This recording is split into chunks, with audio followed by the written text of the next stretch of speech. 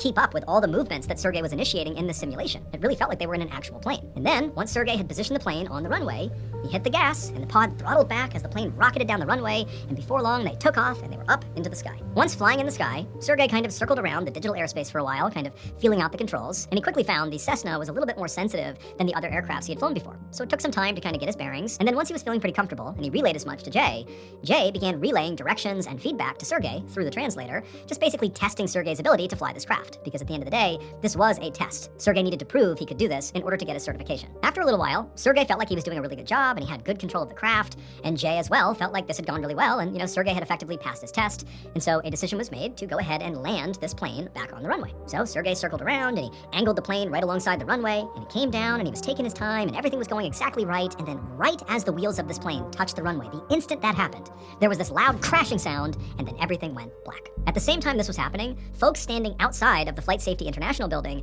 they heard this loud crashing sound, and they looked in the direction, which is toward the Flight Safety building, and they saw there was this massive fire and black cloud of smoke coming up from the backside of the building.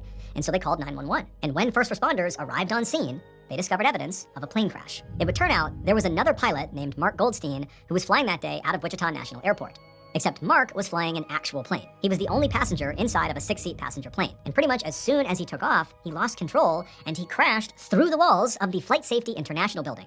Specifically, he struck the flight simulator where Jay, Sergey, and his translator were busy trying to land their digital flight. The plane crash, along with subsequent fiery explosion, claimed the lives of Mark, Jay, Sergey, and his translator.